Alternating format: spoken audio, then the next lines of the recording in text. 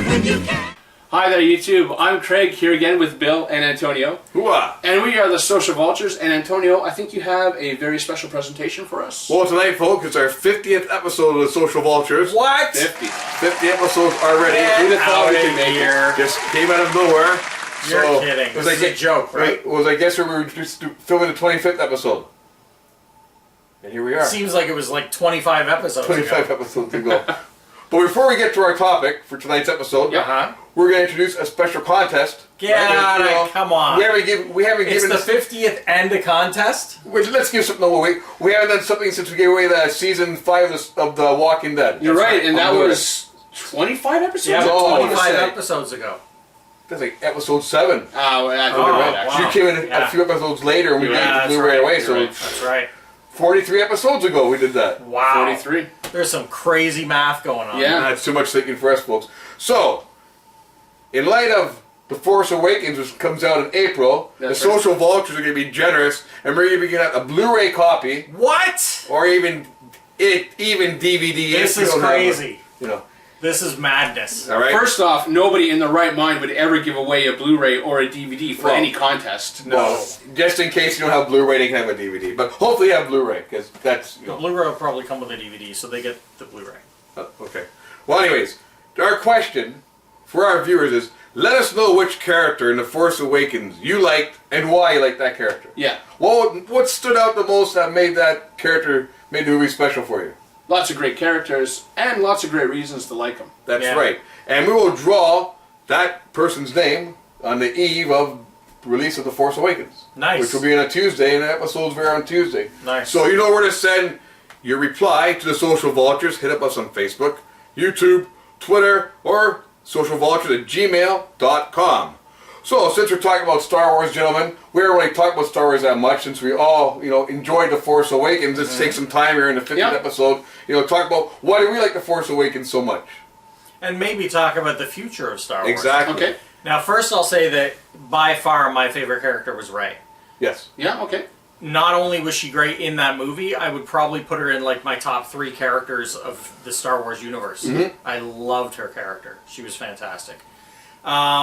But yeah, there's been a lot of buzz that we might see a teaser or a trailer for Rogue One in front of Batman vs. Superman. That'd be wonderful. Nice. I'm dying to see some footage. There's been rumors that Darth Vader has a large role in it now. Well, you'd think so. It's in between that and the Death Star being built, so he's got to be there. Yep. Yeah. So we have that. We have confirmation of the Han Solo movie. They're just figuring out who's going to play him now. I hope it's that guy. Anthony Ingram. Yeah. I hope it's him too. There's been confirmation of the Boba Fett movie. Episode 8 just started filming. Yeah, production started 2 days ago. So that's exciting. So yeah, lots of stuff going on. Star Wars. Just get that printing press out and start printing more money because just the sky is the limit. But I love their radio story. I thought Finn was great. It's great to see from a stormtrooper, come out, with a conscience type of thing. Yeah. And his character really evolved during the movie. Just like, I want to do this or that or shoot people. He wants to do the right thing. So Finn was great. Yeah. And I love Han Solo. Yeah. Love Han Solo. He was great in the movie. You know, one thing that's kind of cool is I remember in 1980 when I was 11. I remember sitting around, literally in front of my house with my friends, discussing theories about different things that had happened in Empire. Yeah. And was Darth Vader really his father? And who was Boba Fett? And yes, exactly. I remember going through all that, and that was part of the fun of seeing the movie. We said the same thing. Having all the conspiracy theories and going through all this. And it's so cool to see that happening now with Force Awakens. Yes. Because I've been having discussions with people about the... I can give spoilers now. Yes, everyone's seen it. If you haven't, well, too bad. So Han's death, there's a lot of theories going around about what actually happened there. That's a big one. And that latest theory that I read, that I passed on to you, was that when he says he doesn't know if he can do what is required to turn fully to the dark side, and then Han Solo says, "I'll do anything I can to help you," and then he takes out his lightsaber, Han Solo puts his hand on it, and then he says, "I don't think I can do it," and then it ignites and kills him, and then he says thank you to Han. So the theory is that Han Solo is the one who ignited it and killed himself. I like that theory. That's the best one I've heard. It's like, it's not a theory where I'm like, yeah, I hope that's what happened. It's more of a theory that when I heard it, I was like, that kind of makes sense with the dialogue. Yeah. And with the way it happened. So, I mean, once that's out on Blu-ray, there's going to be a lot of people going right to that scene and being like, frame, frame, frame, frame.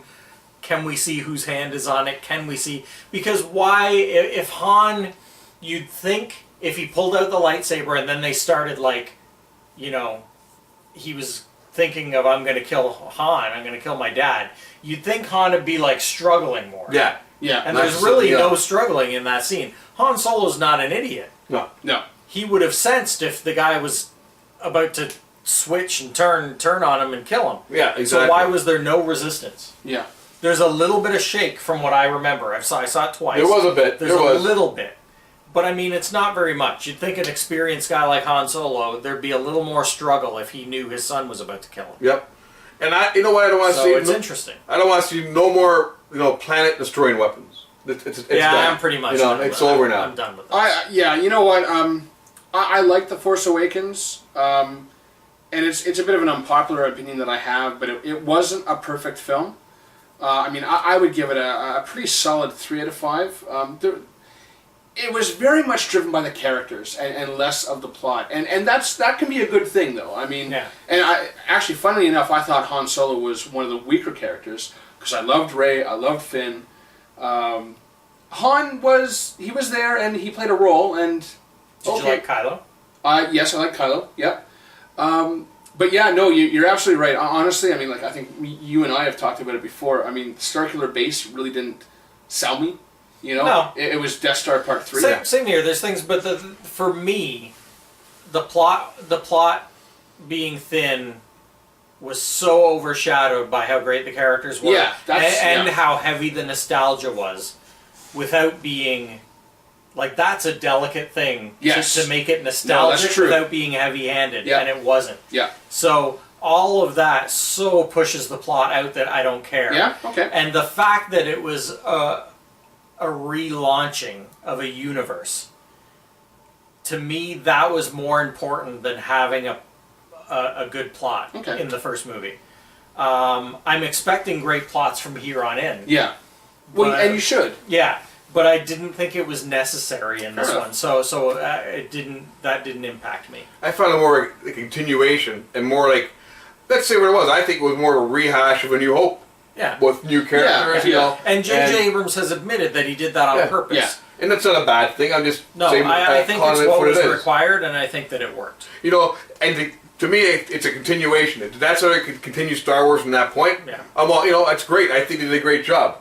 And that also kind of, when you look at it that way, that it's nostalgia, and if you really look at Kylo's character, it kind of explains why we saw the repetitiveness of another planet-destroying planet. Because he's so obsessed with Darth. Why would he not want to do the same exactly planet? Yeah. So that kind of actually makes sense. Yeah. I never thought about it that way until actually right this moment. Yeah. Yeah. But I sort of see that. Because my first instinct, was like, oh, it's another planet that destroys planets. But then when you think of it that way, that, well, Kylo's in charge of that stuff, and he's obsessed with Darth Vader, so it kind of makes sense that he'd try and do that all over again. Well, I like that he mentioned he told the guy, if your troops can't do it, I got a clone army standing by. Yeah. So there's still a clone army standing by. The connections were beautiful to all the other movies. They were great. But you're right in that it wasn't heavy-handed. It was nostalgia, but it wasn't nostalgia for its own sake. It was nostalgia that had a point. Yeah, absolutely. Yeah. Absolutely. Yeah. And I think, all things considered, I don't think he could have made a better movie. Really? Okay. I don't. In order to achieve what he had to achieve with this movie, I don't think he could have done it better. I think they could have, by getting rid of Starkiller Base, by having the big weapon to be maybe a spaceship that the First Order was constructing or something like that. Or, I mean, for that matter, but why does there have to be a big weapon? No, you're right. It doesn't. It could just be the weapon is the army. They're just building the army. You're right. Yeah, absolutely. And I just finished reading Before the Awakening. It's a book that this comic book guy, Greg Rucka, something. I might be getting his name wrong. Anyway, it's a book they put out, and it's 3 stories. One of Poe, one of Rey, and one of Finn. And it's basically about what happened to them in the month or so before the movie. And it was really interesting to hear the backstories. And it actually explained a lot of the things that a lot of fans have been, like, you know how a lot of fans have had that theory of, like, oh, please, a scavenger from a desert planet and a stormtrooper beat Kylo in a fight? But it's like, if you look at Finn's backstory, he was the top of his class. Yeah. And Phasma had him pegged as being basically her successor. Yeah. He was so good and so strategic and such a good warrior. He aced everything. He was the best stormtrooper there was. He just didn't have it in his heart. Right. Yeah. Right. And Phasma knew that, and there was this whole process of that. That's cool. So when you take that into account, it makes a lot more sense that he could fight Kylo. Yeah. And it also made more sense, like when Kylo was walking, when they said Poe got away with a stormtrooper, and he immediately was like, it was 2187. Yeah. That's why, because Kylo had already been notified by Phasma that he didn't have the heart. Okay. So it sets up a lot of stuff. Yeah. And the same went for the other 2 stories. It was really interesting. It's a cool book. It's a fast read. It's not a long book, but really gives some nice insight into the movie. Well, folks, there you have it. Yeah, Star Wars. No, it's it's all good because it's always good talking about Star Wars. Oh yeah, it's never a bad episode. So, folks, the saga of the social vultures will continue. Yeah. And send your replies to our contest once again for the Force Awakens. Entries to the contest. Yeah, your entries for our contest. What character you like? Who's your favorite character? Who is your favorite character, and why are they your favorite? Why are your special character? And you could win yourself a copy of the Force Awakens. That's right. So send them again to what we told you earlier. And it'll be personally autographed by all 3 of us. Making it completely worthless. You don't want us to ruin it. Right over the disc. Yeah, right. So on the side that plays. So for J.J. Abrams, Admiral Akbar. Yeah. It's a trap. And Kylo Ren. That sounded like that. We are the Social Vultures. Thank you for being with us for all these 50 episodes that we've... Who was he? He should have been Nien Numb. Nien Numb, yeah. I'm Kylo Ren. You're Kylo. All right. Right. So anyway, continue. Sorry. Thanks for everything. Thanks for everything, folks. 50 episodes have been a blast. Another 50 episodes to come from the Social Vultures. We're glad you enjoy all our spin-offs. And we're here because of you, because of the fans, which you guys have made us, what we're slowly becoming. So thanks for watching. No, that is a bad question. And keep your questions coming. We're going to put it all together in one episode. Interviewer topics. And good luck. Yeah, thank you. May the Force be with you. We'll see you next time.